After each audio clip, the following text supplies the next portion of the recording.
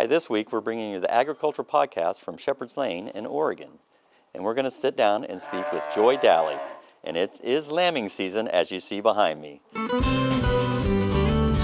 So, Joy, you guys are in the middle of a hectic time of your year, lambing season. So can you kind of give me an idea of when lambing season starts for you guys and when it ends? Sure.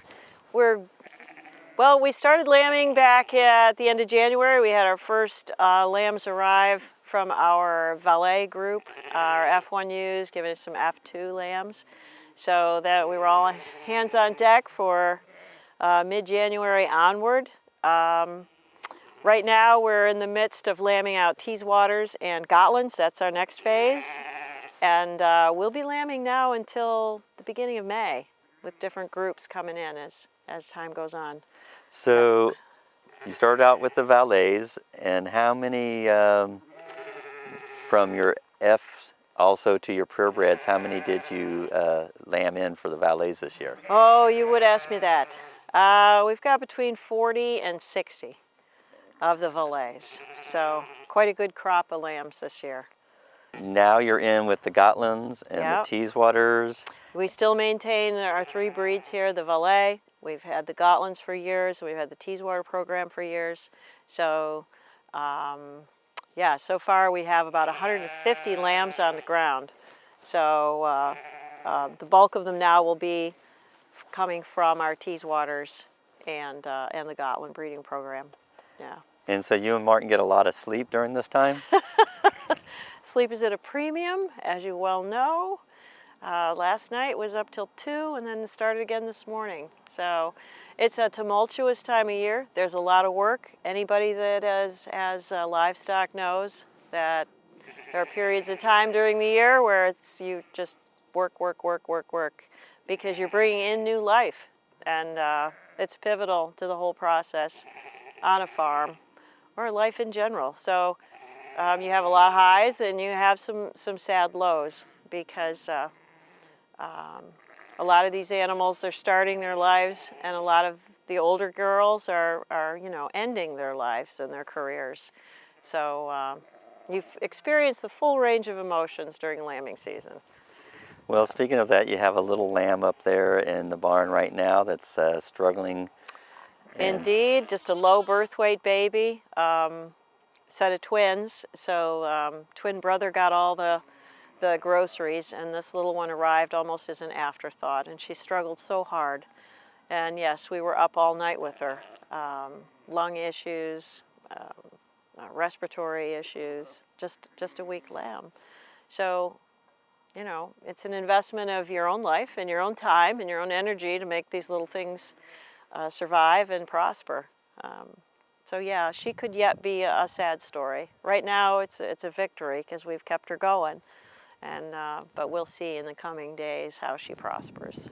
So when lambing season is over for you, you have a little excitement going on coming up in the next month or so. Oh my goodness, yes. We roll right into show season. These lambs need to get out and meet their public. So we'll be packing up and heading across country. We leave at the end of the month, and I'll be driving across to the Maryland Sheep and Wool Festival with sold sheep and wool products and valet to display at the show. And let's just, as you bring up the valet, let's talk a little bit about that, because that's a new program for you and Martin that you have started to bring in and establish this breed in the United States. So could you give us a little insight on that program? Oh my, well, we started back in 2017. We've built the flock up using what tools we had, and at that time it was just semen that we've imported. So we've started the upgrading program here. Since we started that in 2017, the landscape for imports has changed, and we can get embryos in from New Zealand. So for the past 2 years, we have been importing purebred frozen embryos for the valet black nose breed, and establishing a purebred base that we can then use in a multitude of ways in the program to bring the percentages of the upgrading program up quickly and more efficiently, and also to establish a nice flock in the United States of purebreds. Yeah, so onward and upward. But on this trip that you're getting ready to make back to Maryland, you are also stopping in Buffalo, Wyoming. Oh my goodness, yes. This is going to be a treat. There's a lovely mill there. It's called Mountain Meadows Woolen Mills, and they've been there for a few years. They're what we like to call a mid-size mill. So they have a full range of wool processing systems, and the woolen industry in the United States has struggled for quite a long time now.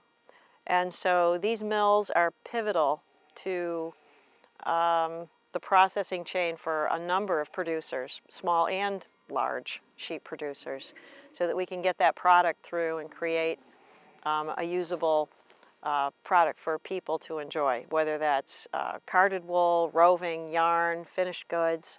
It's all very important, and mills like that are prospering and trying to make a go of it in the United States are really important. So we're excited to stop. We're having our valet wool done there, and they have also decided that they'd like a valet of their very own, so we're going to stop and drop off a perfect little mascot that will be at the mill in the future for people to interact with. So Joy, I want to thank you for being with us today and giving us a little insight on lambing season here at Shepherd's Lane and some of your upcoming adventures throughout this coming year.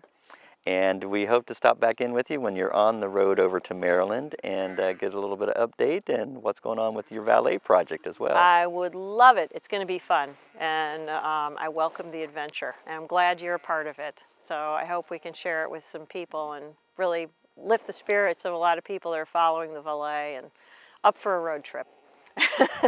All right, well, we will touch base with you again on the road. All right. Thank you again. Thank you.